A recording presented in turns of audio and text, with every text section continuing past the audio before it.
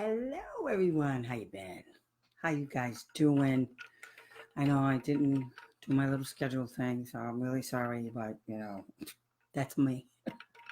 So, hi everyone. This is Tammy, your friendly neighborhood advocate and parent coach for parents to help them navigate special education. So, I hope you guys can find me. So, I'm going to start my little spiel. So, what I do is I try to help parents. Um, Figure out how to get the services they need from the school district, and how to counter whatever they're saying. So if the school district tells you no, then what I do is I help you figure out how to turn that no into a yes. And what you have to do. Hey, Barbara, girl, so happy you could find me, girl. Oh, Barbara, wait till you hear what I'm gonna do. You got to thank Leanne. Christina, how you doing, girl? I got something for you too. So did you like that little email I sent? I love my emails. They're fun. Anyway, so what I try to do is help you guys so that you can get the services that you need, and with minimal, other than sending emails and citing regulations. Hopefully my goal will be to make sure that you guys, it's not funny, wait till you hear Barbara, so that you guys don't have to go through hearings and you don't have to file complaints. But if you do, we will set up your record so that you hit the ground running. Okay. Hi, Cynthia. I haven't heard from you in a long time. So we're still talking about hearing and due process and motions and all of that stuff. And it all goes together with setting up a paper trail. Now, the funny thing is, my new class is all about ethics, okay? And it's about the BCBA's ethics. But what's cool is a lot of this information, that it all translates into different disciplines. It translates where it can be used under IDEA. It can be used under IDEA. It can be used in any discipline. So in any school district. So if a school district tells you something stupid, then there are ethics involved. So like if they wanted to get consent, and Barbara, I just read that thing and I've had it up to here with your school. Okay, Pembroke sucks. They're nothing but bullies, and all they want to do is retaliate against parents when the parents challenge their authority. I'm going to show them some things right now, okay? Because I'm sick of these schools filing hearings against you guys.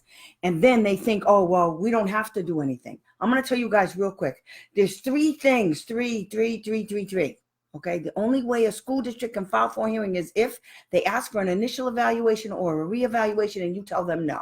No matter what they say, you keep saying you're not going to give consent. Or if you requested an IEE at public expense and the district said no, then they must file for a hearing. In a lot of cases, they don't even do it. And if they don't file for a hearing like that for an IEE at public expense, then you pretty much would win if you file for a hearing, because they didn't. Okay, because you would win by default because they were supposed to follow the letter of the law and they didn't. So what we're going to do is, Nikki, hey, how you doing, girl? So I'm going to teach you guys, you got to get a paper trail. Okay, paper trails are very, very important. If you guys have been looking at the impeachment process, if you guys were paying attention to that, that's pretty much what you have to do, except it's not that serious. It is and it isn't. How can I put it? A lot of the procedures and the manner in which they presented their side of the story is what you guys have to do. They had evidence, they had quotes, they had case law, they had federal law. That's what you guys have to do. So I hope some of you guys are watching that, because first of all, it's very important, and this is a very scary time in our country. We could actually lose our democracy because a president decided he's the king. Okay, and it's not a joke. This is not a joke. This is what he actually believes. He doesn't have to answer to anybody, and nobody can get him out of office. Nobody can challenge him on anything. He can go start a war in another country and it's all good. We have to start paying attention to this stuff, because this little fight that we're having right now, this is nothing compared to what our country would be like if we didn't have these kinds of regulations. Because if he becomes a king, okay, because of a bunch of people in our Congress that don't want to do their jobs and don't want to protect us, we're screwed. I am telling you, what I'm doing right now, We're not going to have to. We're not going to have to worry about this anymore because your kids aren't going to have any rights. And with a president like him who's so narrow-minded with a brain this big, sorry you ever voted for him, I don't mean any, but it's true. I mean, he is very narrow-minded. He doesn't have any patience for children with disabilities. Do you understand me? You guys think he does? He doesn't. So we need to start paying attention because this fight will be a moot point if he continues to be president or if we don't get him out of office via an election. Okay, guys, I'm sorry. That's my spiel. I have to do this because the only reason why we have this opportunity in this country is because our laws protect us, because of the rule of law. That's why, not anything else. Okay, the hearing officer, the district, and the school district lawyer, oh God, doing wrong like you don't even want. They just took away all of your rights. Hey, Mary, wait till you find out what I'm going to do to Barbara's case. So much fun. I can't wait. So anyway, as you can plainly see, I'm having fun. I know this is aggravating for a lot of you guys. Christina, hey girl. But for me, it's fun. I mean, it's aggravating because I get real loud on the phone and stuff when I'm talking to you guys and I get so mad. But it does bring me kind of joy. I kind of like it a lot. So I know it's bad to thank you guys, but I do love what I do. I truly do. I truly just making, it's back getting binders. I'll get that stuff done over the weekend. There's a couple of things I got to do over the weekend, but that's going to be one of them. Okay, Mary? So you should have your stuff by hopefully Saturday sometime so you can put it all together. Okay. So let's get back to this. When you challenge a school district, you can't just, there's a certain way you have to challenge them. Okay. First of all, you have to ask questions. You can't just accept everything they say. Now you can do it very innocently. Okay. And ask them a question. And it's kind of fun because you can say things like, so what you're telling me is like, okay, let me tell you, this just happened today. Okay. So, a parent tells me that, her kid's on the STAR reading program. I hate these schools so much. Okay. The kids on the STAR reading program, except it's not the STAR reading program. It's the Sit Together and Read program. That's what the acronym is for STAR. Okay. It's not the STAR program. It's the Sit Together and Read program. Yeah. Can you imagine? This is what they're pulling in these schools. They're pulling kids out of their regular education classroom every single day. They haven't told the parents like how often their kids is pulled out. They haven't told the parents like if it's every day, what class are they missing? How are they making up that work and that particular subject or course or whatever it is at school? They're not telling the parents anything. These kids are not on IEPs. They haven't been evaluated. Then they tell the parent that, the kid went from tier 1 to tier 2. Well, what the hell does that mean? That's RTI. Then they said, oh, no, it's not RTI. Oh, you renamed it.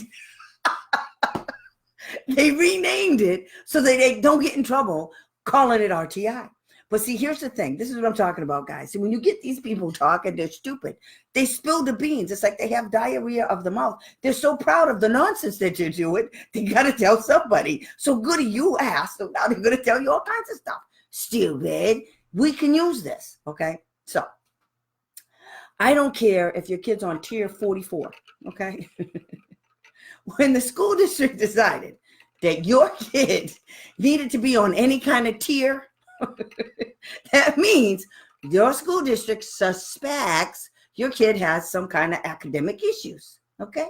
That means rather than put your kid on a tier, okay, what they need to do is refer your kid for an evaluation. See, that's what they're supposed to do. Let me tell you what law that's called. Child fine. That's what it's called. It's called child fine. Okay. They're stupid. So when they put your kid on some kind of tier, and when your kid goes from tier 1 to tier 2, they're in major violations because under RTI has tier 1 takes 30 weeks. Tier 2 takes 30 weeks. All the tiers take 30 weeks. You know how much 30 weeks is? An entire school year. So for an entire school year, they put your kid on some kind of tier program. Okay. They can't tell you what they're measuring because they don't know. They don't know what they're measuring. They don't know what your kid has because they didn't evaluate your kid. Okay, so they're just assuming that your child has a reading deficit. Somewhere in the reading world, your kid has a deficit. They don't know what the deficit is. They don't know how it's impacting him. They don't know why he doesn't do this. They don't know how long it's been going on. Can't answer any questions. Not only can these jerks not answer any of the questions about why they even put your kid there. Why weren't you a part of this conversation to put your kid in the sit together and read program, aka STAR? Because when we see, this is how I got him. So when they said the kid was in the STAR program, I said, okay, I'm going to need my kid's login password and username so I can see what my kid's doing. That's what I want. So guess what they said? Oh, no, it's not that STAR program. It's this make-believe one we just invented. Now, here's another thing. So when a school district's using a program, who approved of it? The district doesn't get to just make approvals on their own for programs they're using on kids. They have to get it approved by the Department of Education. So we asked. We're waiting for the answer. They're crazy. They're crazy and they're stupid. It's not funny, Christina. Yes, wow. It's a mess. But I'm telling you, see, this is what I like to do. See, what you guys are all laughing, this shit's funny. Because if it's your kid and you're going through this, because the mother that this is going through, she was madder than a pit bull. And then I helped her type some things. Now girlfriend's laughing her ass off. She said, yes, honey, they're stupid. They want you to think they're smart. They're dumb. They're dumb like lint dumb. They're dumb like toe jam dumb. Okay, that's what they are, because they think they can do whatever they want because they're the ones with all the smarticles, and you guys are just the dumb parents. So you can't challenge them. God forbid you should challenge them. Oh, Tammy is a challenging fool. Okay, I'm gonna challenge your ass. You are not gonna keep doing this. Hey, Austin, how you doing? So in order to get them, though, what you have to do is you have to build this case. And what you have to do is you have to create a thread, an email thread. So every time you ask them something and they answer it, the next time, because believe me, I do it to you this way. If the school district comes to you, do not believe anything the school district says. Do not take it as face value. If they tell you, oh no, this is the Sitting Together and Read program. Oh, by the way, I looked that stupid program up on their website. Guess what, Tammy can't find? That. Can't find nothing about the Sit Together and Read program. You know what it's under? It's under pre-K. You know, when they do circle time. That's what they're describing. But there's no, this kid's in the 3rd grade. I hate them so much. I just love torturing them. It's fun. It's fun. I've been madder than a pit bull since I got stuff from Barbara's case, which is a whole hot mess, okay? I can't even believe this. I've been representing Barbara for years and years and years. And the nonsense that's going on in this school, I can't tell you, because I can tell you the nonsense, but I can't tell you about her kid and stuff like that because it's really personal and nice. But we beat them. And now what they're trying to do is take away all of her rights. Hey, Kimberly, I bet she's, oh God, fish grease, girl, telling you, popping all over the place. I got blisters all over me. I'm so mad. So anyway, what I do, and it's good because the cool thing about creating this paper trail when they're screwing something, okay, understand this. The district's responsibility is to tell you whatever they're doing with your kids. They have to tell you. They can't make unilateral decisions. That's not to say that they do. I mean, that they don't. They do it all the time. But as soon as you find out, you say, dude, excuse you. So I'm not important enough to be a part of this little decision-making process? You do realize that's my kid. Are you telling me it's mandatory that only my kid participate, or kids like my kid participate in this program? Okay, dude, how did my kid get in this program? See, these are the questions you have to ask, because now if it was the whole school district is doing it for all of the grades, okay, I get you. It could even be acceptable if it was part of the curriculum for this teacher's class. I could understand that. We're talking 4 kids in this one classroom, 4 out of 25. So when they tell you a number, something's got to click. What do you mean? If they say, well, 4 of the kids in this class, yada, yada, yada, or they don't tell you, you say, so everybody's doing this? And they'll say, well, no. Well, how many kids are doing this? You see, you always ask another question, because the reason why you have to do this is what the school district cannot put your child in a program, okay, to provide your kid with services, number one, without your consent, okay? Number two, without your knowledge, because if they didn't ask for your consent, then guess what? You don't have knowledge. But those are two different things. Consent and knowledge, two different things, two different violations. Because if they didn't get consent, then you didn't have knowledge, and they made a unilateral decision. That's a violation. It's a violation of consent laws, because you're supposed to have informed consent. It's also a violation of child find, because they'll say it's not, just like this stupid school said. Oh no, it's not a violation of child find. Oh, it's not? Okay, let me explain why it was a violation of child find. Because while they identified the kid and they located the kid, what they didn't do under child find is evaluate the kid using valid and reliable, technically sound instruments, and they never got consent from the parent to do that. So they think in their teensy tiny little brains, teensy tiny, that if they don't ask for consent, then they're relieved of everything else. No, it's just it's more violations. That's how it works. If you don't get consent and you put the kid someplace else, that's a violation of his civil rights. You can't just say, I decided, like the case in Texas, right? There's a case in Texas where the school district decided to tell these black children that they can't have dreads. They have to cut off all their dreads. Really? They have to cut off their dreads? But, okay, let's say I agree with that to some extent. So that means all of the kids have to have their hair a certain length. Not so much. Okay. The white population, they don't have to cut their hair like that. And there's actually photos of white children boys that have their hair way down here. Okay, that's a violation, because the child that they want them to cut their hair, they're minorities. Okay, they're covered under the Section 504 discrimination law. They're a protected class. They're protected because stupid people like this want to hurt them. Somebody had to step in and protect the underserved, and that would be the government. They're stupid. This is what they do. It's not funny. What? Yes. I have you. Pembroke School District is no good. They're no good. Christina, girl, OCR, here we come. Matter of fact, okay. So let's take this little kid, and the school put him on the sit down and read. I mean, they're so stupid. That's what they came up with.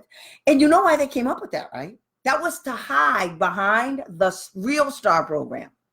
So when the parent called them out and talked about, what do you mean STAR program? So good. I want the online access, because they said everything was online. Good.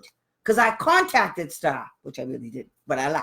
So I contacted STAR, and they told me that you have online services. That because we asked for all the material. They don't have none. So wait a minute. My kid's being pulled out of this classroom. Instead of doing his math or whatever class he's supposed to be doing, to go to this reading program, and you got nothing. You got no books. You got no name of the program. Then I find out you made the stupid thing up. So there's no way to measure progress. See, when the school says they got a program like sit together and read, okay? If that was a real program, the developer of the program created a way to measure progress or to measure regression.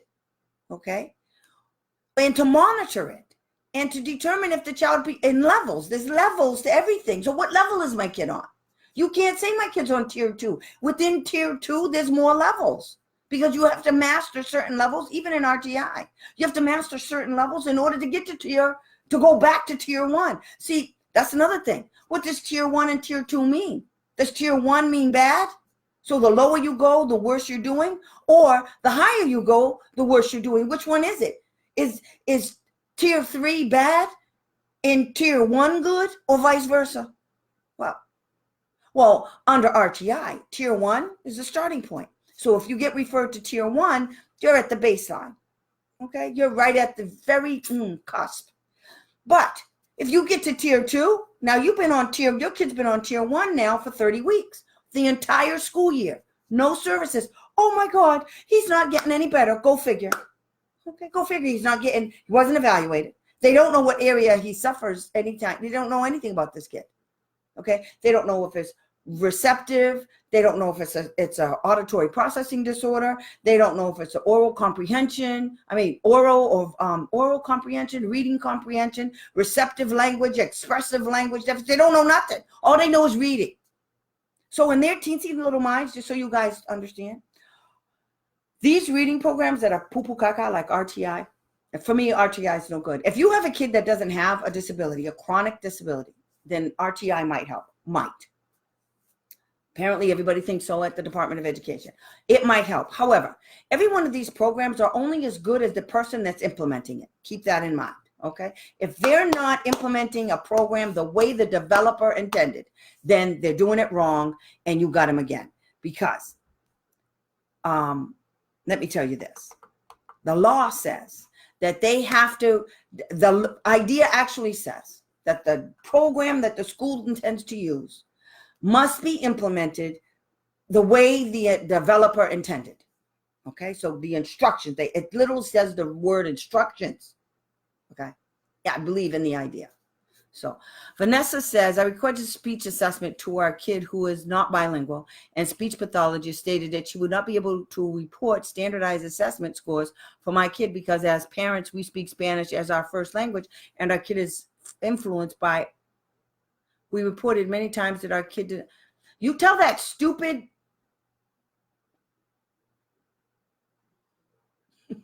I need a minute.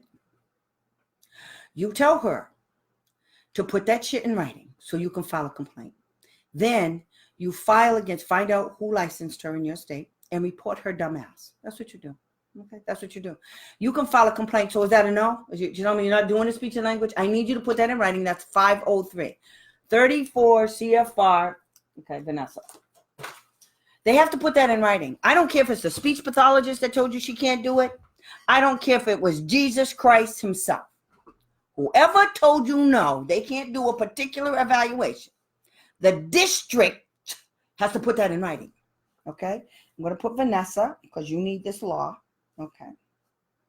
34 CFR 300.503. That's prior written notice. Refusal to conduct an evaluation that was requested by you. You tell her to put all of that nonsense that she just said in writing. You send that, what you just sent to me.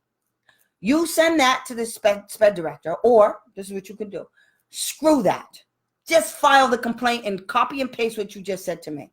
File it that the district failed to provide you with prior written notice. The district failed to do this. This is what the stupid wench said. Okay, she can't do it.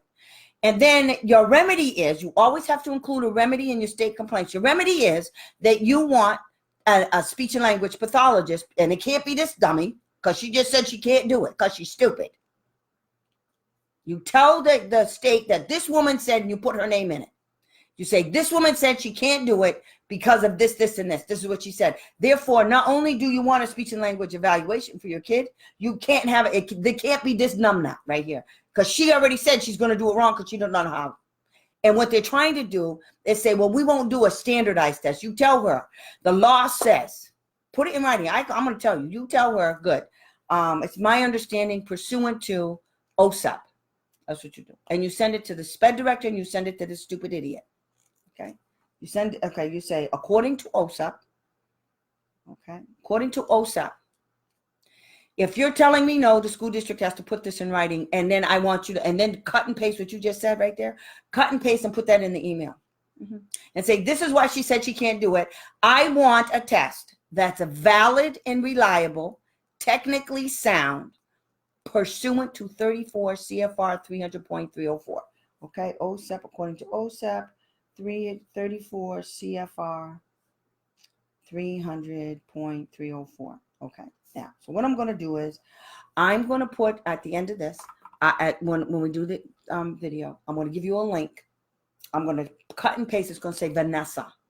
So I want you to look in the remarks, and then it's going to say Vanessa. Wait a minute. Wait, Vanessa. I can do this. Oh, shoot. This is cool. Okay. This is your response.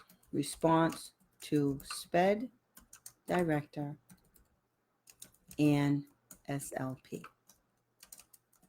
According to OSAP and the IDEA regulations, you must provide me with prior written notice of your refusal to evaluate. That includes stipulations. That includes valid and reliable, technically sound instruments for speech and language. Tell them to put it in writing. L-A-N. Okay, I spelled language wrong. L-A-N-G-U-A-D. Okay, that's what you do, honey. Okay, that's what you do. Okay. Oh my God, where's the rest of everybody? I lost everybody. Okay, now. Here we go. Okay. I just replied to just you, and okay, there you are. I thought I lost everybody. Okay. So that's what you do, Vanessa. Okay, send that. And all you have to do is cite, and I forgot. Cite, did I put it? I think I cited 34 prior. I put prior written notice. That's all you need to put. Prior written notice and that other regulation, they're screwed. Okay, that's what you do because they're stupid. Let me see. All boys at Barbers Hill are being forced to cut the hair. Yeah, see what I'm talking about? They're stupid. Mulaney, yep, went through this for something similar, 300. They suck. I also, parents are finally doing it. No, really? We talked about that so long ago, Trisha. That is so cool. A lot of Brits. I bet they are. Too bad. That's just too bad. Nobody really cares. Okay. Thank you. I've been requesting the 2 year school won't meet. There's no meeting. And that's another thing. When you ask them to do something, you tell them I'm not having a meeting to discuss my request. You have two choices. You either approve it or you deny it. Very simple. Okay. This is part of your paper trail. Okay. And you tell them there is no need for a meeting. This is a simple thing. I asked for this. You have two choices. You approve it or you deny it. And then you implement the IDEA regulations pursuant to your decision. Very simple. That's all you guys have to say. Then implement the law. That's all you have to tell them. Make sure you put it in writing. Okay. Because they're screwed. This is what I'm trying to tell you guys. If you put this stuff in writing, you can win. You can win everything. Okay, so now, and you tell them, now you tell the SPED director, based on her response, I'm going to need a new speech and language pathologist because she already told me she doesn't know how. There's no, and they don't want to provide. Okay, so you send this to them again under that same email, okay, Vanessa? And you tell them, if you don't do what I'm asking you to do, I will file a complaint, period. Or just file a complaint. Give them one more chance because you're going to have that paper trail and then you're going to nail them. Say, pursuant to the regulations, there is nothing, not one word in the regulations that I must participate in a meeting. And if I do, then, and if that's what you're saying to me, you're denying me this meeting, you're denying me the right to have this, then you have to put that in your PWN. So how come this isn't in the PWN? So I'm not going to get a PWN either? Is that what you're telling me? They're going to say, yes, that is the PWN. You got your PWN. Okay. You got it. When they said they weren't going to do it and they said you have to have a meeting, they are violating. So you're going to violate 34 CFR 300.503. That's what you say. So your intentions is to deliberately violate 34 CFR 300.503. Is that correct? Question mark. That's what you say. So you're going to violate 34 CFR 300.503. Is that correct? Because, and you can say, excuse me, because according to that regulation, there's nothing in there that says I got to meet with you. Nothing. So what are you talking about? I'm not meeting with you. And you're telling me you're not going to do it unless I meet with you? Good. I'll tell you what, I got this. And then you have your complaint. The district failed to provide you with PWN. They denied you the right to have a speech and language pathologist, and this is why they said they weren't going to do it. And then they're telling me that I must go to a team meeting with them, and that is not in the regulations. It's nowhere to be seen. I don't have, the school district has two fucking choices. Excuse my French. The school district only has two choices. That's what you tell your state. They have two choices. They approve or deny. It's very simple. They're making this complicated. It doesn't need to be. Oh, they want to play that game? Tell you what, I'll do it then. You want to piss them off? Really piss them off? It's another technique I use all the time, guys. You want to piss off a school? Tell them, okay, you have a meeting. You have to put me in a telephone conference. I can't attend. I have a meeting. I can't attend, so you have to do it over the phone. Then when you're done with the meeting, you show up for the meeting. You go, Good, bye. I still want the speech and language evaluation. Don't even go to the school. For example. That's how you do it. Right, Barbara? Your device will update outside the active hours. No. I don't want to do none of that. God, I hope my freaking computer doesn't go down, guys. It didn't want it to. So anyway, it's supposed to update. So anyway, that's what you do, okay, Vanessa? But see, this is why you have to have a paper trail, because of what she's telling you and what other parents have said already that it's happened to them. Create the paper trail before you do anything. You got to have your evidence all lined up. So and the school district doesn't know you're doing this because they're stupid. I'm sorry, but they are. They're stupid. They think they know everything. They think they know exactly what you're going to do. What they're doing is, let me tell you what they're doing. They're underestimating your skills. See, they're underestimating what they know you can do and what you know about the law and who you're getting your information from. They underestimate how you can find information. They think they know more. What you're going to do is you're going to prove, oh, no. This is a violation. And your thing is going to be, I want a speech and language eval, and considering what this woman just said and the failure of the school district to provide it, I don't want it done by that person. She's already stated she doesn't know. And by you saying that, you are actually asking for an independent evaluation at public expense. Don't come right out and ask for it. Just say, based on what this speech and language pathologist said to the parent, said to me, and then make her say it in an email. If she said it to you using words, you need to get that in writing, okay? So what you say is, so let me just see if I get this straight. And then you say what you said. So you're telling me that you can't do this because this is what you believe. Is that correct? That stupid wench is going to come back and say, yes, you only send it to the speech and language pathologist, though. Okay? You got to get her to admit, you got to get these people, you guys got to get them to admit stuff in writing so you can nail it. It's got to be in writing. Okay? It's called contemporaneous notes. It's happening in the moment, and it carries a lot of weight. It carries a lot of weight because the state can't ignore it. And if you file this complaint, it's this big.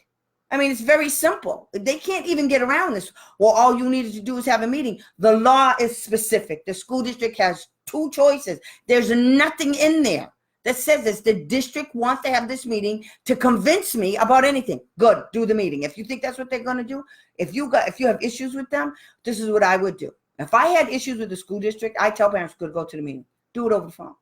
Because when you do stuff over the phone, when you do team meetings over the phone, guys, and guess what? That's actually in the regulations too. They can do telephone conferences, and video. So what you tell them is, I can't go to the meeting. I am sick. I can do it over the phone. I have an appointment, and I'm real far away. My appointment's far away. Lie like they do to get what you need, okay? Lie, I'm telling you to your face, lie. When you need to get it done your way, I'm telling you, the reason why I'm telling you don't go to the meeting, do it over the phone is because you take away home field advantage.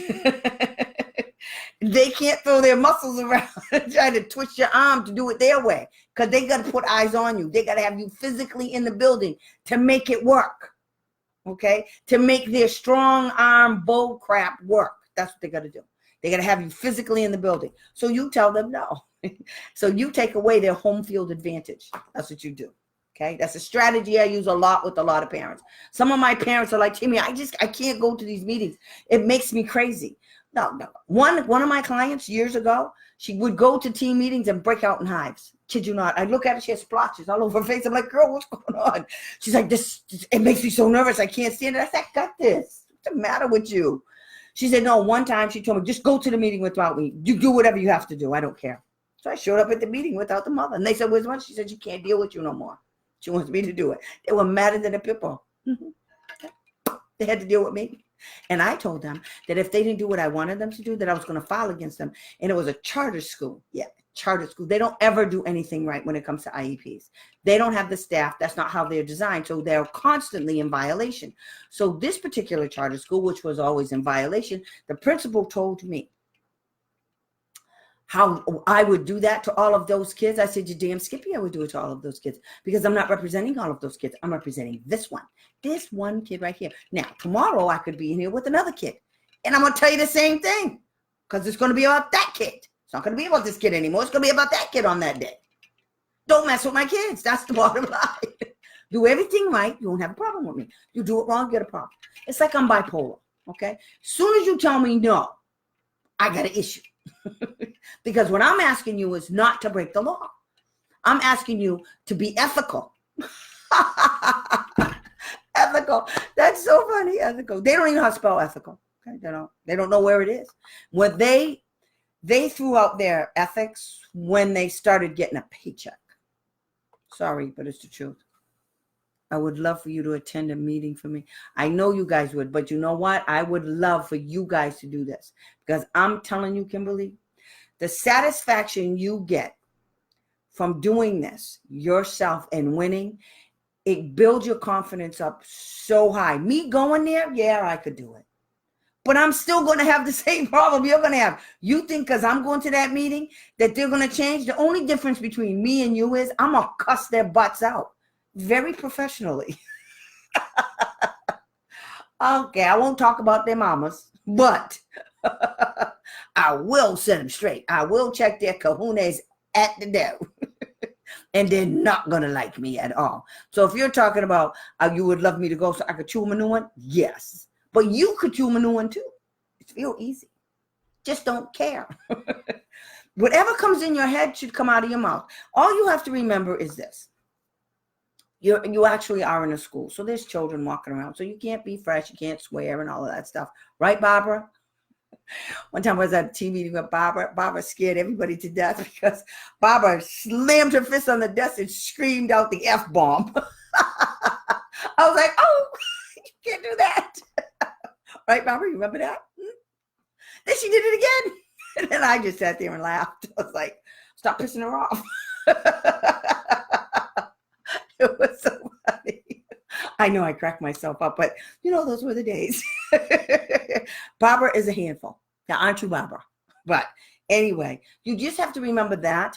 And there's a way that you can check them in such a way. By the time they realize you checked them, you moved on to something else and they're going like this. Did she just do it? She did to me? Yes, I did, stupid. Then they'll tell you things like you're too loud. You don't like them. I'm yelling at you, and they don't like your tone. You have an attitude. All kinds of shit. Nobody cares. So most of the time, what I tell parents is if you can't do it, the best way to take away their home field advantage is to do your conferences and your meetings over the phone.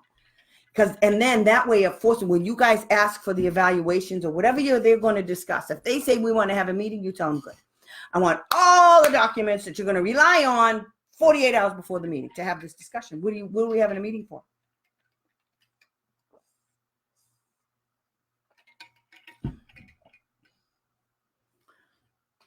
Yeah, Barbara, they're stupid. I don't care what those dumb lawyers do. They're about to get served real hard. I'm telling you, Barbara, you're going to be so happy. You're going to be tickled. Watch what I do to them. Watch what I do to them. I'm going to get this done this weekend. So Monday you can go take care of it. It's not funny. Yes, why I would 100% love for you to attend with your expertise and accept and agree with you. Okay, Kimberly, you guys are bad. You can do this though. I called the SPED director and I hate her anyway. Pembroke, good for you. See, this is why I'm bad. And I know you, Trisha, you did it in that very special way you have. Trisha is so sweet. She's just like a valley girl almost. She's just adorable. She looks like she used to be a cheerleader or something. I'm telling you, she's just so special. And for her to swear like that, that's bad. She looks sweet and everything. That's one toughie right there. That girl's not playing. They definitely don't like my tone. I'm not sure. You know why. You absolutely know why. And that's good. Nobody cares. And what you have to tell them is, excuse you, I don't work for you. 9 times out of 10, you didn't call that meeting. So you tell them, 1, I don't care. 2, you didn't call the meeting. And 3, I don't work for you. See how all of that works? Yeah, somehow you guys thought, what? I'm going to come here, I'm going to work on your terms. Yeah, that's what I'm doing. Nothing. Okay? So, but you can get this cocky when you line up your ducks. Okay? When you start lining up your ducks, so you start gathering information. So let's take that little boy. Okay? So these stupid idiots, telling the parent that the parent's kid is being pulled out every single day. Now, they said to the parent, well, you did give us permission to do this. You signed consent. So I told the mother, then ask them for a copy of it. Guess what they don't have? They don't have the consent. Yeah, no, they don't have it. So the kid's being pulled out of a regular ed class without being evaluated, without the parent's consent, and it's not in the records that the parents just picked up. And then guess what the excuse is now? The excuse is now is that the SPED director is new. I don't care. You being new does nothing for me, okay? It's not my fault because I'm not going to actually file the complaint against you per se. I'm going to file it against the district. See, it was the district's responsibility to make sure that it was done. It was the previous special ed director. Just because the special ed director is no longer there does not relieve the district of their violations. Because if that's the case, every 5 minutes, a new friggin' SPED director would be on board. And then they get to say, well, that was the old SPED director. No. Don't care. Tammy, don't care. Like my brother just told me that his daughter tells his kid that all the kids. Her kids are asking her questions, and she just very happily looks at them and goes, yeah, don't care. She keeps it moving. So that's my new thing. Don't care. That's what you say. When they're talking to you, you let them hear you say it, but you go, don't care. I'm going to get a t-shirt. Oh, guys, see, this just says but it says but first coffee. Because it just says but. I should put another T over here. I'm stupid. Don't listen to me. So now we got a whole bunch of issues with this school. So that they pulled the kid out. And there's a whole bunch of other stuff going on too with this kid. So they put this kid in a reading program that's not sanctioned by the state. Okay, they don't have any forms of measurement, and it's only 4 kids, and the kid was never evaluated, and the kid's on tier 2 of some Stay in Your Together program. Reading, I don't know. So they have major problems, and they don't even know yet. This is how funny this story is getting because they're all stupid. They're just dumb. Okay, they're just dumb. So anywho, you guys are still there, right? Whoops. I don't know what happened. Anywho, whoops. Okay. The speech pathologist who said she can't do the assessment is currently providing services, right? But she said she can't do it because my kid had an IEP. But now after what she said about not being able to evaluate and provide standardized test scores for my kid because we are bilingual parents. First of all, that's violation. That's discriminatory. I don't trust her. I wouldn't either. How can I request it? File the complaint, girl. That's how you get rid of cray-cray. You need to put that in writing. I mean, you have both a state violation and an OCR violation. So what did she do? Look at you and decide, oh, you must be Spanish. Or maybe, I don't know, is it your last name? Is your kid's first name? I mean, is that how she came to the conclusion? How did she come to the conclusion that you're bilingual? Bilingual how? Bilingual Spanish, bilingual Russian, bilingual Syrian. What? I mean, what? American? What does she mean by bilingual? You need to ask her, what do you mean by bilingual? You need to ask her some questions, girl. I want you to bury her, okay? Before you file anything, Vanessa, what I want you to do is get some more friggin' information out of that twit, okay? She's a speech and language pathologist. What she needs to understand is that words matter. I understand how she's a speech and language pathologist and she doesn't know this. She doesn't know that words mean something. They're words, speech, language, that's her field. So what I need you to it's almost as if I feel like I have to go to school and become a speech and language pathologist, an OT. I mean, I don't understand. Why are these people so stupid? Why do they think their teensy brains are interfering with their practice, their education? So what that woman learned in school, she has no recollection of at this moment in time. So what I want you to do is, I want you to ask her what she means by bilingual. Just ask her that. If she used those words, whatever the word is that made you come up with that, or if that's the word she used, you need to send her an email and say, excuse me, I just need some clarification. I'm a little confused over your statement. This is what you said to me. I don't understand where you got that from. Could you explain this to me a little bit further? Because I'm confused as to why you think this about my kid. That's exactly what you say. And then she's going to go, uh-oh. Yeah, duh. You're stupid. That's what you do. Corner her. That's what we do. It's all about her paycheck. That's right. It is. She's not doing it because the sped director told her don't, or she's not doing it because she's stupid. Would she really believe that nonsense that she told you, honey? Put that in writing. Say, so let me get this straight. You want to explain to me? I don't understand what you mean. And you say it nice. Say, the other day we had a conversation. I asked you to do this, and this is what your response was. I don't understand what you meant by bilingual. What are you talking about, bilingual? I don't understand. Could you explain to me what that means? And she'll tell you because she's stupid. She's going to tell you what she means by her discriminatory comments. She's going to tell you. She's going to break it down for you real good. Then you're going to take all of that nonsense. You're going to send it and you're going to file against her. Then you have to do like this and figure, should it be a OCR violation or should it be a Department of Ed violation, an IDEA violation? I mean, I don't know. Maybe I'll do both, but you can't do them at the same time. So pick one that you want to do first where you can get the most bite. So you can you're pretty right there though.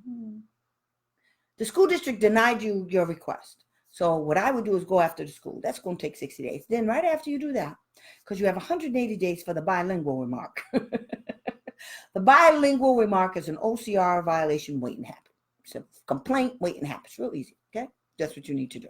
Straighten that out. Wendy! Hey guys, Wendy was on TV. Wendy, you should post that on my Facebook page.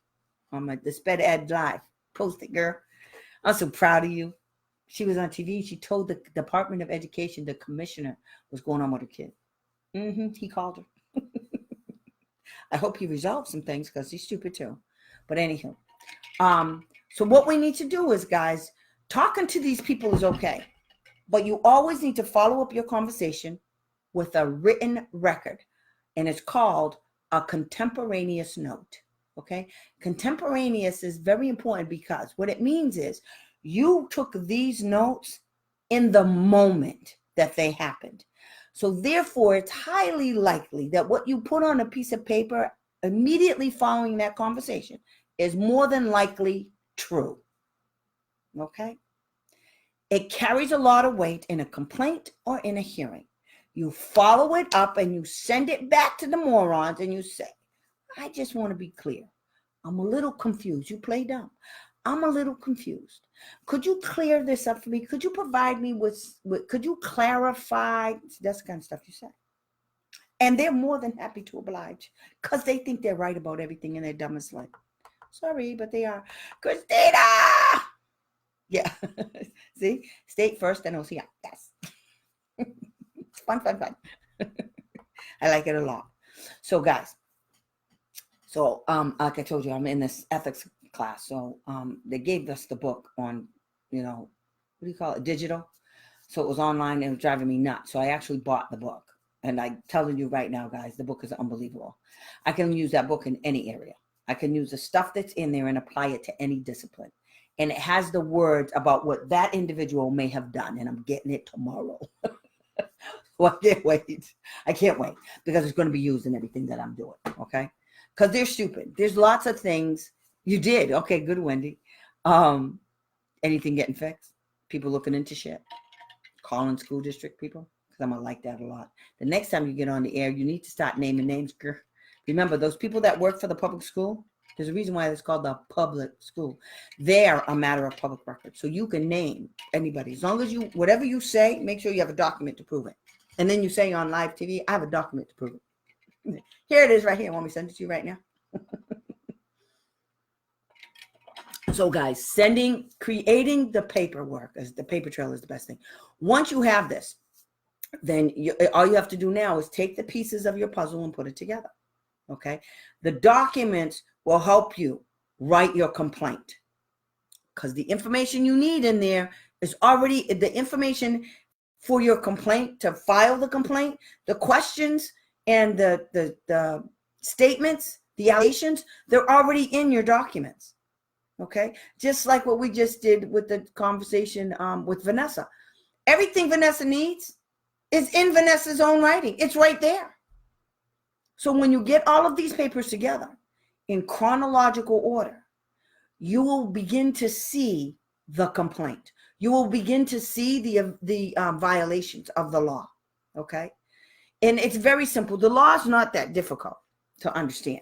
Okay. That's what you guys have to understand too. It's just not that difficult. That's the other thing. They want you to think that this is real hard and it's real difficult. And the law is written in layman's terms. Okay. So an average person of reasonable intelligence can understand it. It's not written in legalese. You don't have to be a lawyer to read it. Lawyers will actually want you. They think that they're scaring people with their stuff. Okay. They're not. So now what I want to do now is throw some words at you guys. And I'm going to keep doing it. Okay. This is going to be like a series of things when it comes to hearings, because what I'm finding out is school districts are filing for hearings now, and it doesn't even matter if it's a violation of the law. And what's happening is the friggin' State Department of Education, the hearing officers, even though you file a motion to dismiss on the grounds that the school district didn't cite a violation, that the law says you must cite a violation of the idea. Now, if it's the school district has to say, we want consent override pursuant to 34 CFR 300.301 because the parent has refused an initial evaluation, or the parent has refused to allow us to conduct a reevaluation. Okay. So that's a citation of a violation.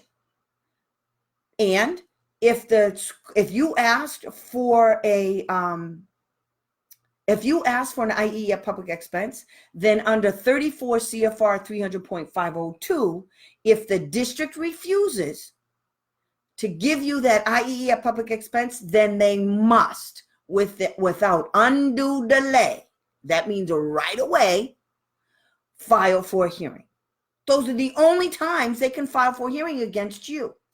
Now, you, on the other hand, can file for hearings on everything under the book, because the school district's job is to implement the law. So it's a given they're implementing the law. If the district files a complaint that's outside of that, then the district is a violation of itself. Okay? Because they have no reason to file against you. It's not against the law. It's not against the idea for you to reject an IEP or a placement.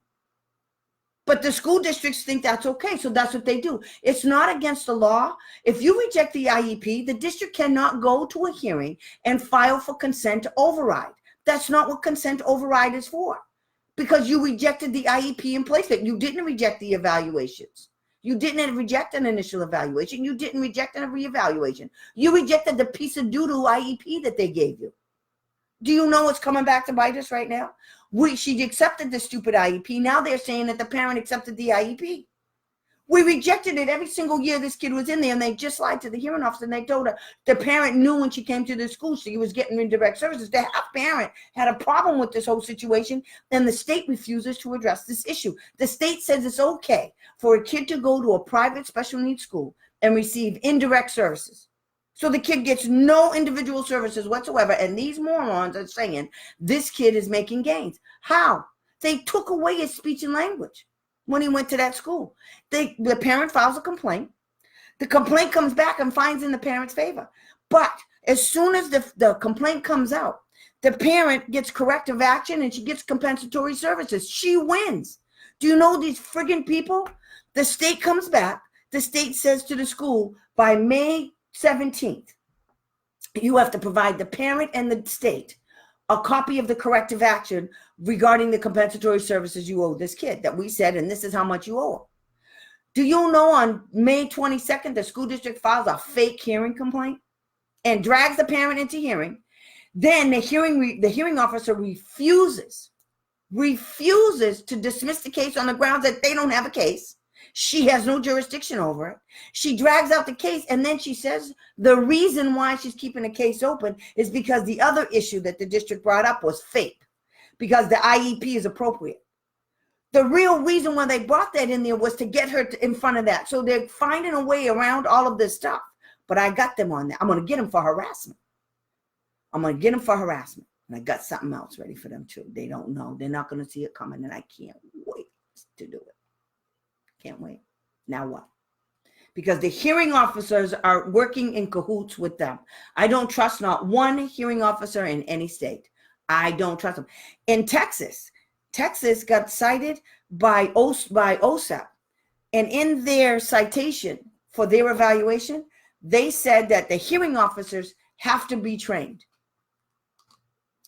The hearing officer that's currently working on a case that I'm aware of, this particular hearing officer, Lucius Button is the hearing officer that trained all of the hearing officers in the state of Texas.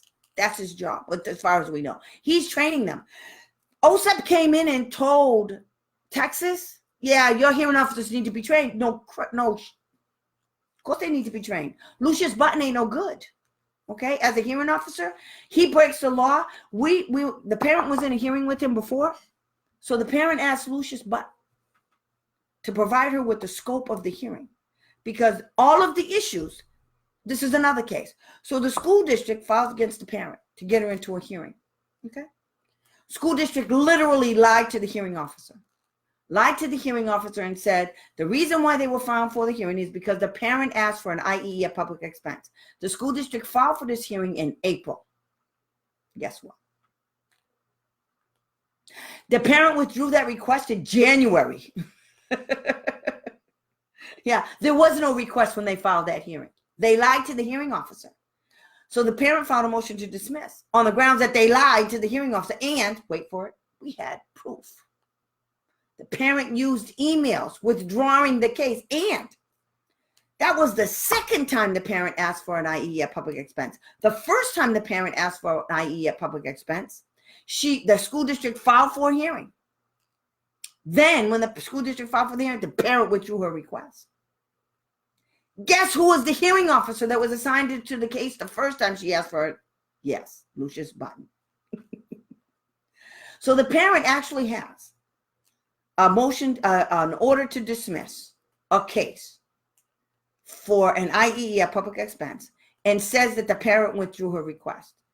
In his order, I believe. Or maybe he didn't. I can't remember. But the only way he could dismiss the case without going forward is if somebody withdrew something.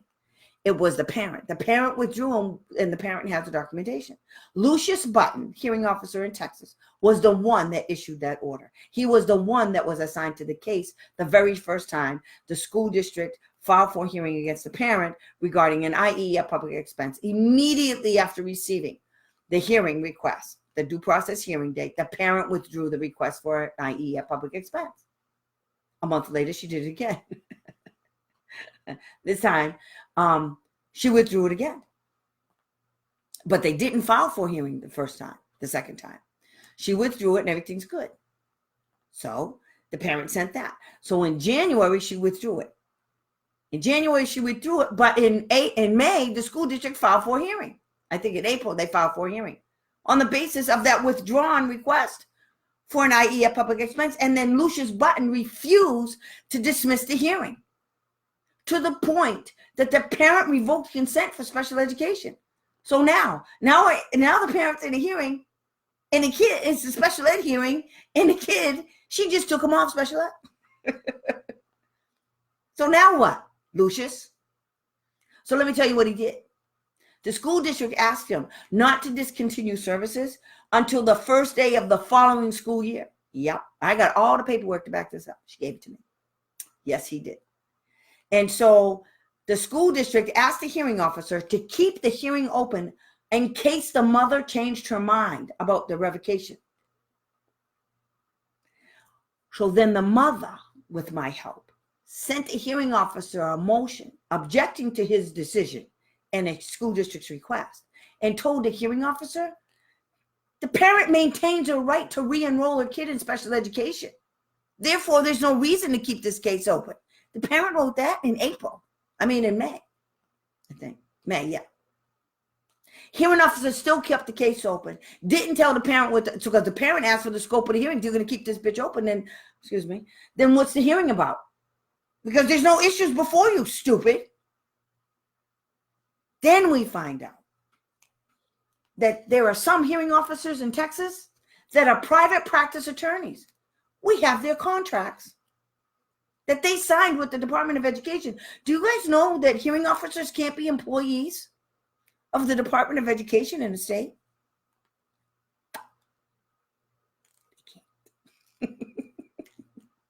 Guess what it says on the top of his contract? Funding source. IDEA. Yeah. We have a conference on Monday with OSEP regarding all of this nonsense. So we're going to find out why it's okay for the state to pay these private practice attorneys using IDEA funds, the IDEA funds that are supposed to be for these kids, not to pay hearing officers to hear cases against and because of school districts who refuse to implement IDEA. So get this. The hearing officer got $6,000 off that first case, and he didn't do jack doodly squat. Lucius Button didn't do anything in that case. Nothing. And guess what? So in Texas, when you want to get a hearing officer off your case, when you want them to recuse, so what they do is they bounce it. The law says they can bounce it to somebody else. They don't make that decision on their own. Okay, they send that to another lawyer, and another comrade of theirs makes the decision. So get this, that comrade is making a decision on whether or not your hearing officer is recused. Another private practice attorney who's also being paid under IDEA funds. Yeah, a hearing officer that's being paid under IDEA funds. So now there's a little funny business going on regarding what constitutes an employee of the Department of Education. But I know this for a fact. I know school districts or states can't use IDEA funds to pay hearing officers. I know that for a fact. I don't know how OSEP is going to explain this. Because my goal, if they want to do that, then good. I'm going to teach you guys how to file motions and motions. We're going to bury them in paper. That's what it's called. Attorneys call it burying them in paper. That's what you do. You bury your opponent in paper. Patty Ann, girl, how you doing?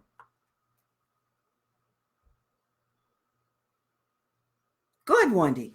So Wendy says, still no classwork from the district. I let the commissioner know they are withholding records. Monday calling the commissioner about this and filing complaints. And you tell the commissioner that too. You tell the commissioner that, and you tell the commissioner that you are contacting Rebecca Wallerwinder from OSEP. And you're sending all of this, including the fact that you contacted the commissioner. That's what you tell them. And the state representative. The state SPED director. You tell the commissioner that you've tried to work with the state SPED director. You tell the commissioner that you've told him all of this stuff and nothing is still being done and you've been left without a choice. So now you're going to file for a hearing. You're going to file a complaint, and you're sending all of your documentation and the findings to OSEP to have them find out what the hell's going on in this state. That's what you tell them. That's what you tell them. You tell them all about that. You guys finally beat Massachusetts. Yeah, in your wildest dreams, you couldn't beat Massachusetts. Nope. Massachusetts is bad, but their kids are getting an education. I will give them that. Kind of, sort of. Not the special ed kids. Just saying. I don't even know why he said that. Because on paper, they think that shit matters. Because some ding-dong said, oh, yeah, Massachusetts kids, yeah. I don't know what they're using to determine that where Massachusetts kids are. I don't. I'm not afraid. You have turned me into an angry. That's good. I'm glad. I'm glad I did that. It's my wildest dreams. I would like all my parents to be what angry pit bulls when it comes to their kid. No. There needs to neuropsych assessments on these schools and state and federal employees who work and assess our children to get tested for. That's not nice, Barbara.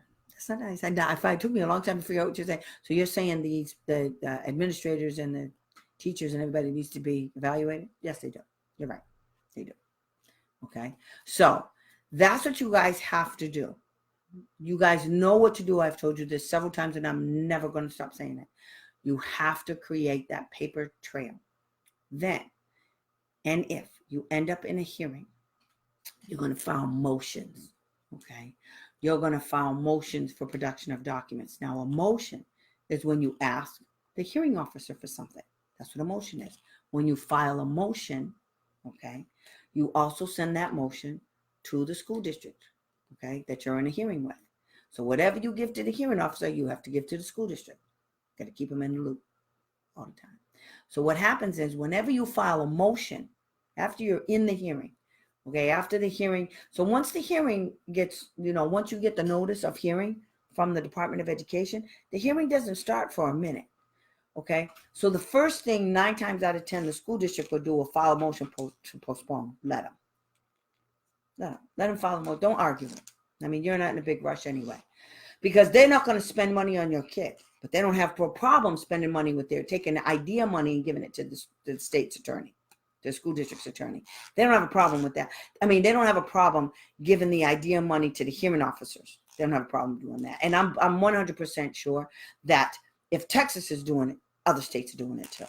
Okay. Now, Texas is a big damn state to be doing this much cray-cray. But maybe that's why they do it, because they're so big, nobody pays attention to them. I don't know. But I do know this. OSEP's been in Texas twice already. And they're already starting another investigation because of us.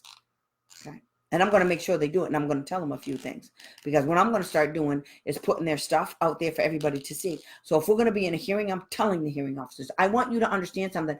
I just created a Facebook page just for this hearing. The name of it is called BSEA. And then I'm going to give them a BSEA number. How about that? So when somebody goes to look up the BSEA case, guess what they're going to find? This Facebook page with all of the motions and responses and rulings and decisions. Yeah. Because you know why? Because you guys don't want to put it out there. You guys only want to put what you think. So I thought it was real important. So I'm going to tell parents, here's where you can put all of your records. How about that? The whole entire case. I'm going to teach parents how to do it. I'm going to put the cases right out there. That's what you guys do. If a school district files for a hearing, you create a Facebook page. You name it that. You name it that thing. Whatever the hearing is, whatever you name it, TEA docket number 255-SE-yada, yada, yada. That's what you do. You name that sucker. Then every time you get a document, you upload it and you put it on your Facebook page.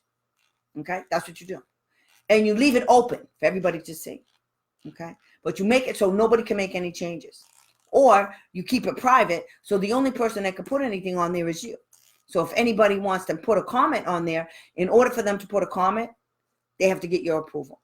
That's how you set up the page. Okay? If you don't like a particular school, like, I don't know, a school called Evergreen, you create an Evergreen page. You go on there and you tell everybody about Evergreen. Does anybody have any complaints about Evergreen? Here's what Evergreen did to me. What did they do to you? Did they talk about some indirect services? This is what you're getting. Your kid's getting nothing. It's a glorified daycare. For $219,000, you get a glorified daycare for your kid. Yeah. And you get some cray-cray person that wants to come and visit your kid. The guy works at this school. He's an aide of some sort.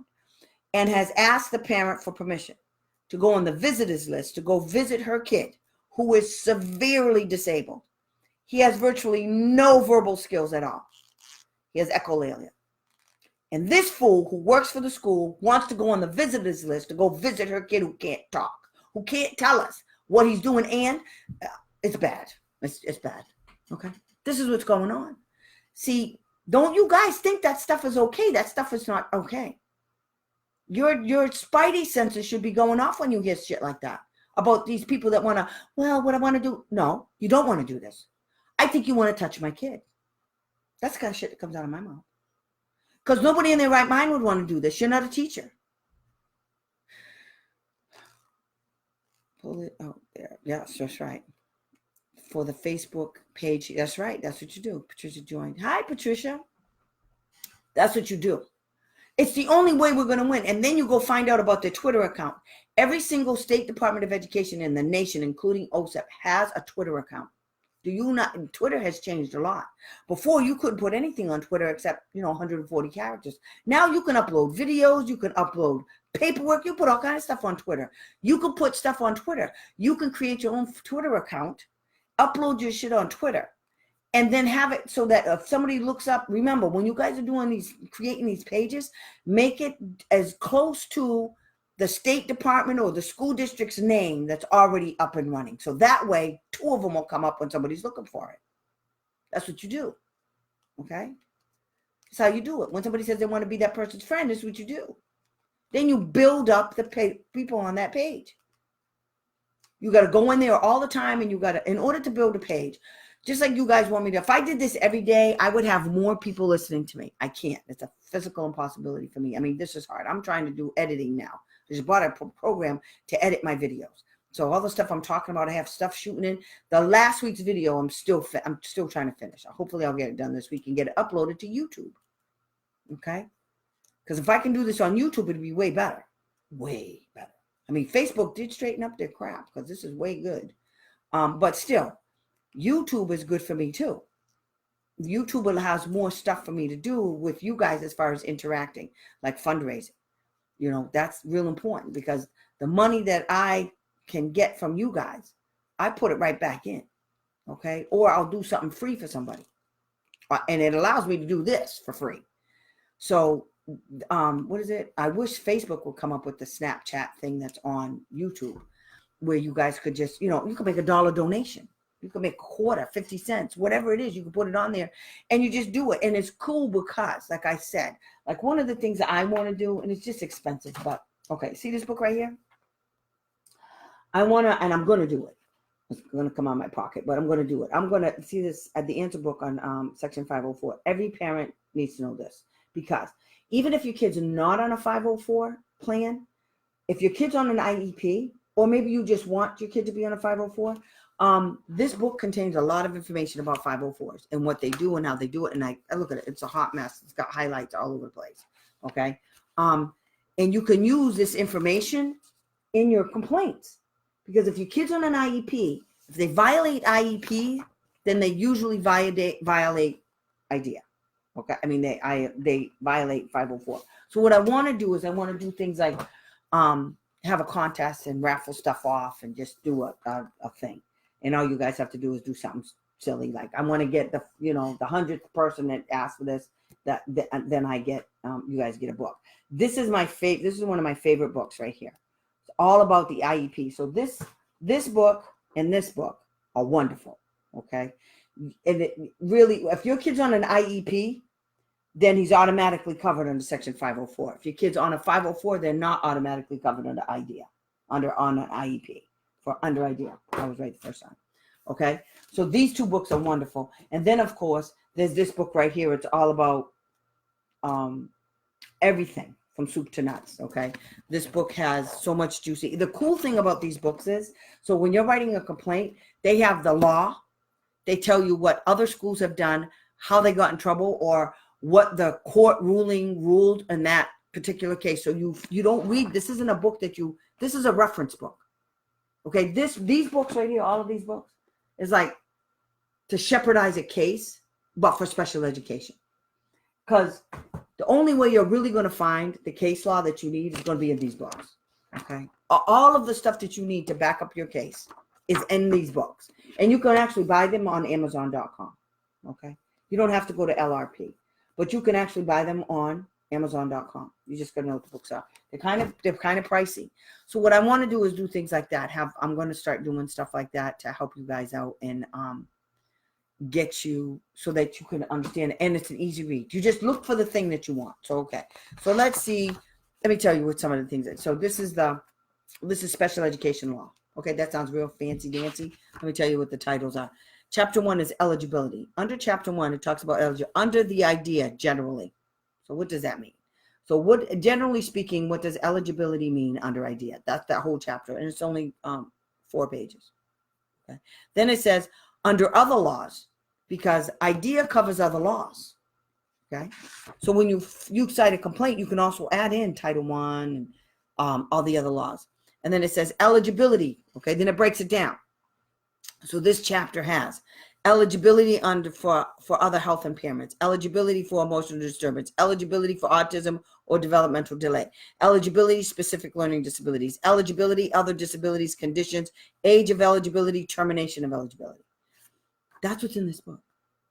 And in each section of this book, they have like case law and shit. I mean, it's just, they tell you.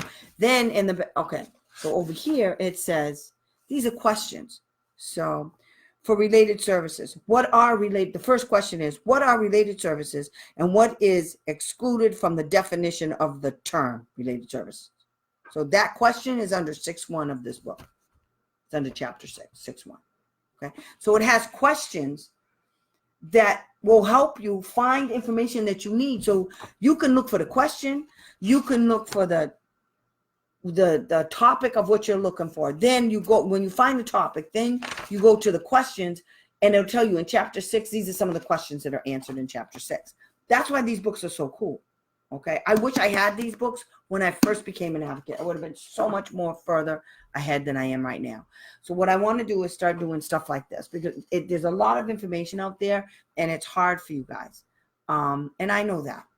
So my favorite, yes, exactly. I love it.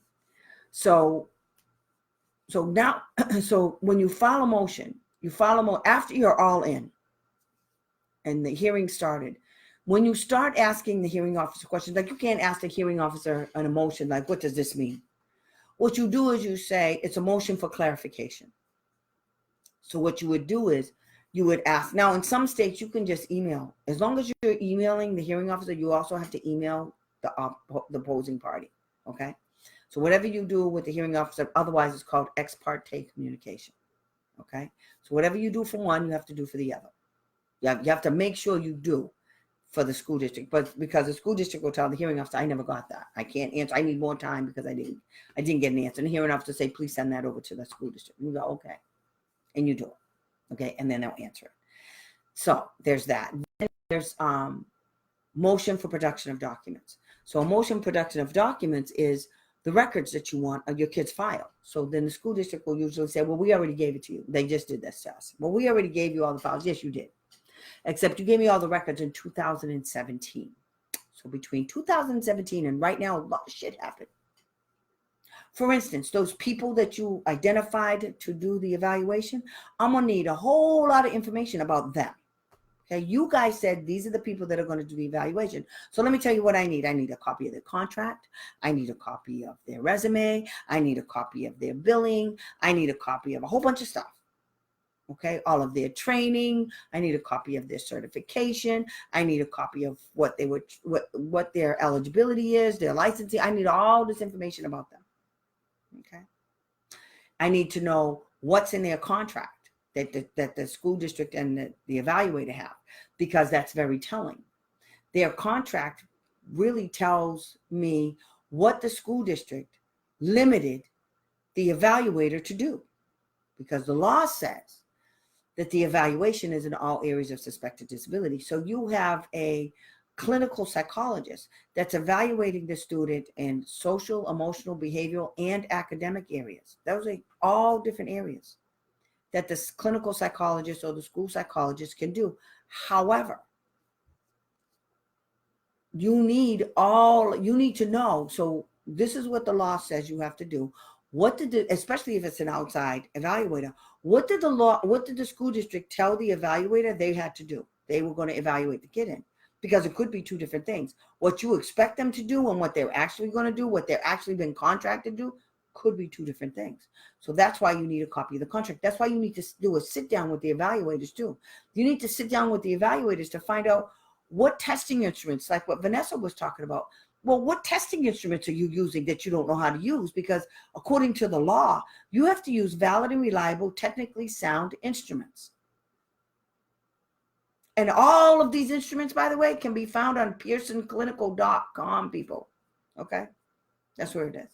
PearsonClinical.com. You know what? I'm looking at you guys.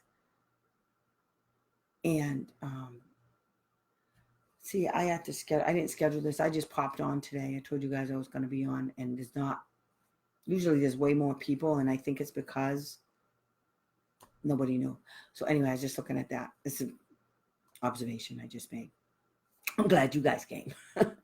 I really don't care about the numbers, but I have to be aware of it so that I can make sure I don't make the same mistake twice. Because my goal is to reach as many of you as possible. And if there's a problem, then I need to know, am I doing something wrong? Did I not do enough, prep time? What did I do? So anyhow, what are the other titles of books? There's lots of them. Well, see, here's a book right here. Okay, I just got this one.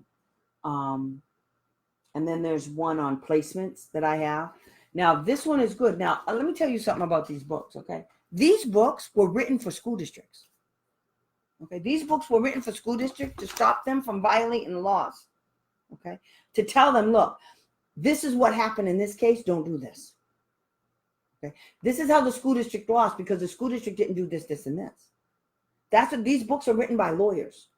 Okay, so what I did is I actually infiltrated enemy camp by buying these books. This was my very first book. You see what it looks like? It's a hot mess. It didn't come like this. It came like this. It came like a paperback. See?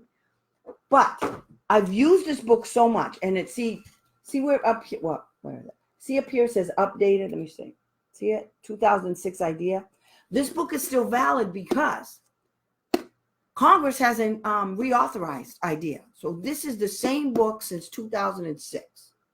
They've been reauthorizing IDEA every 3 years up until 2006.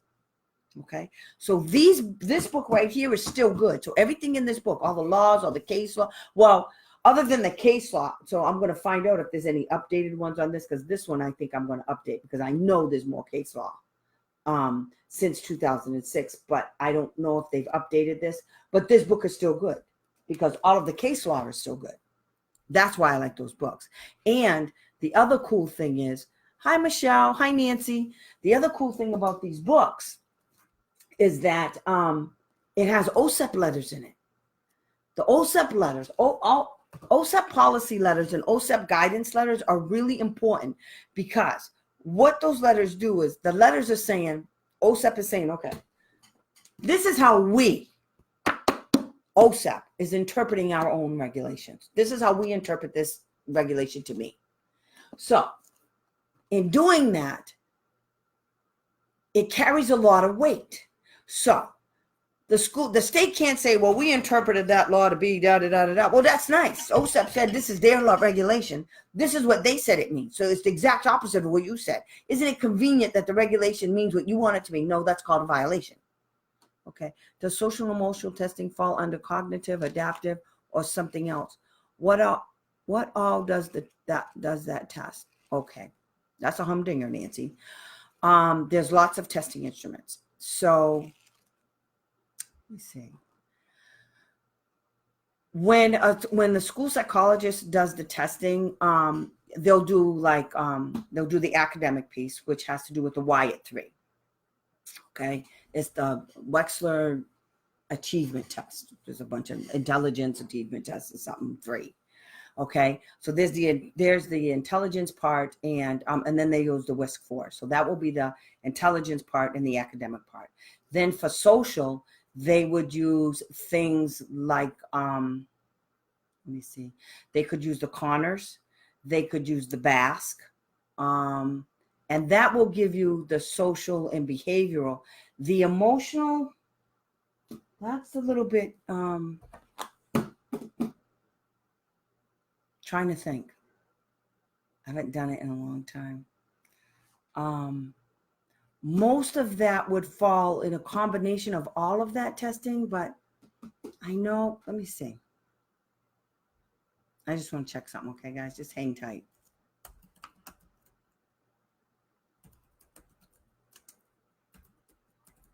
Because I know there's one that I've used, and I just haven't done it in so long. But I always say social, emotional, behavioral. It's psychological testing, but the specific instruments that a school guidance counselor would use would look like products. Let me see. I have to join this. Okay, here we go. Learning, behavior, neuro. It would be under cognition, I believe. Oh no, well, several. Okay, it could be under the emotional piece could be under personality and psychosocial. It could also be under cognition. So let me do this. I'm looking at the Pearson Clinical website to see what. Okay, so Bailey, what is this?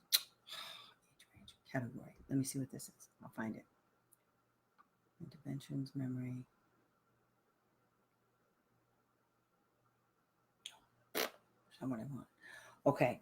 What you could do is the NIPSI would give you that information, but let me see. I know that it would be psychological testing for sure. But for specifics, what I'm looking for is specifics. So let me see if I can do testing for I'll just do bipolar. Just see, because I'll find it. I know you didn't tell me anything about bipolar, but what I'm doing is okay. See, I don't know. No results found. Psychological assessments. Okay.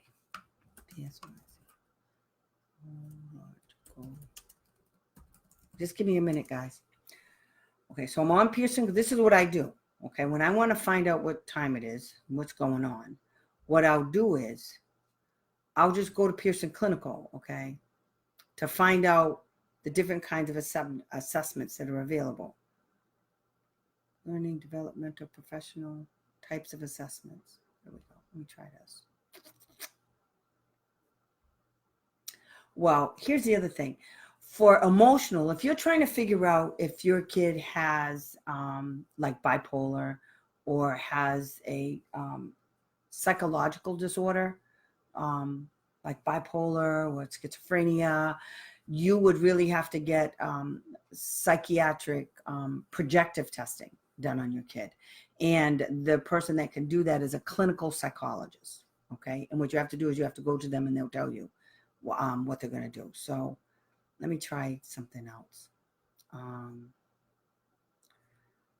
me see. Psychological.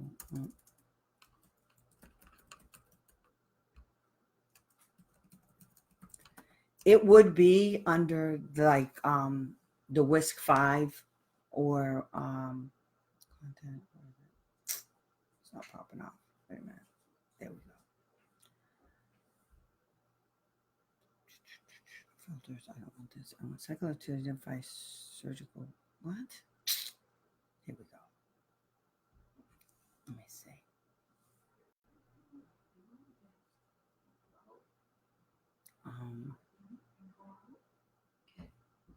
Oh, okay. Psychological and educational assessment. Oh my God, I have this book. It's stupid. I have a book and I don't have it with me. But I can answer your question and tell you that. Put it in the box and I will answer your question. Okay, Nancy? But each one of those areas is there's a specific testing instrument, but then you put them all together like the NIPSI. The NIPSI is the NEPSY. It's a neuropsychological assessment, and it combines all of that. So it looks at everything, okay? It's really in-depth, and it'll tell you if your kid has a psychological disorder. Adaptive stuff would be social, emotional, behavioral, academic. You can get that done using various testing instruments like the Wyatt 3, the WISC-5. That would the WISC-5 and the WISC-5 would be cognitive functioning, like what's your kid's IQ score, okay? And it would tell you like broad scores in reading, math, and language, I believe. So, but the Wyatt 3 is all about academic testing. So it will tell you where your kid falls in various areas, like reading, math, and all of those areas. And then like for a particular subject for reading, it will break it right down. So it gets right down to the nitty gritty. It just doesn't say reading. It doesn't say broad scores in reading. It says reading. It says reading comprehension. It says oral reading. It says, pragmatic language. I mean, it gets real defined. Okay. Whereas the WISC-5 doesn't do that. Okay. Emotional would be a psychological assessment. And that includes behavioral. And what they use for that are like behavioral checklists, like the BASC, the Vineland, and the Connors will help you with that. Okay. And then there's OTPT and speech and language, and it's a hot mess. Okay. But if you need that stuff, let me know. I have an actual list that I've posted several times on my page, and it's a list of assessments, and it tells you all of the areas. It's broken down, and it specifies everything, all of the areas regarding social, emotional, behavioral, academic, OTPT, and speech and language. It has everything in there, and all the areas that you want your kid to be assessed in. You just check it off and send it to the school. Hi, Nancy. Oh, I need those books. Late Christmas gift. Check them out on Amazon, or if you want them, more social skills. Social skills, that's hard. Social skills really would be a functional behavioral assessment. That's where I would start first, and a Vineland. And maybe the ABLES and the VB map too. It just depends on what you're looking for, but definitely it would be a functional behavioral assessment. So you have to identify what skills you want them to identify. If it's social skills, then you need to figure out what those issues are. Okay. What are you talking about? Social skills? What areas? Okay. And then you can build on it, because social skills is huge. And then if you're looking to increase specific behaviors or actions, then you would get a board certified behaviorist involved. And that's how you would do that. But if you contact me, I just remembered this book that a parent got for me, and all of the assessments are in this book, and it's really cool. I'm going to stop bringing that out because it is cool. For every single assessment you guys are talking about, it's in this book, and a complete description. But it's a lot. It's a little more technical though, so that's why I don't talk about it. But that's how you would do that. Okay. Let me see. Figure out if there's anything else. So just let me know, inbox me, Nancy, and I'll tell you more. Here's a question.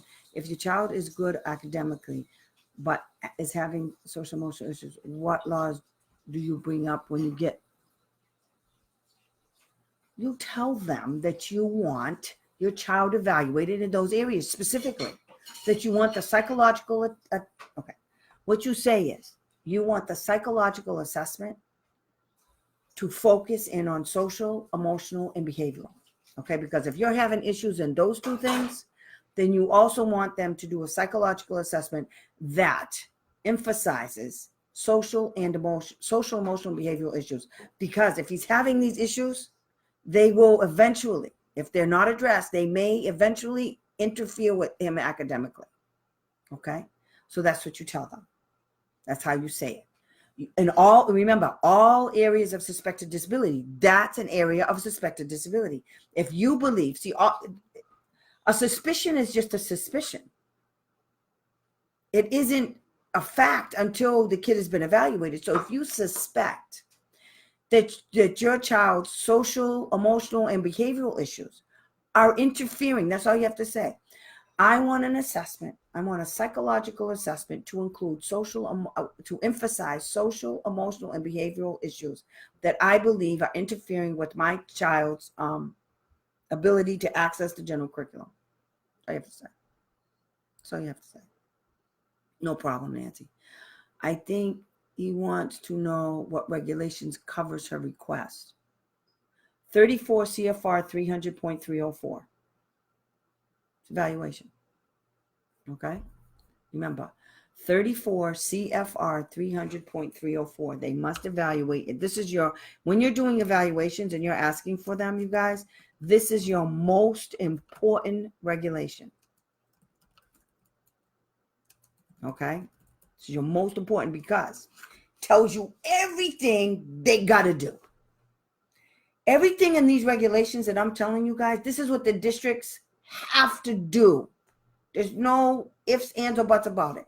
They have to do it. When you ask for an assessment, they have two choices: agree or deny. And if they do, either way, they got to put it in writing. Because if they agree, they send you consent. If they deny, they got to send you PWN and say, we're not refusing to do it. Then they have to tell you why they're refusing. Then they have to tell you your rights to due process or to take it to the next level, to dispute their decision. Okay? That's what you have to do. You always have to, when you want to know stuff, you have to go straight to the law. Whenever you guys want to know what it is, just go to the law. Okay? That's it right there. Here. I'll put the link. How about that? I got you, girl. I got you. CFR.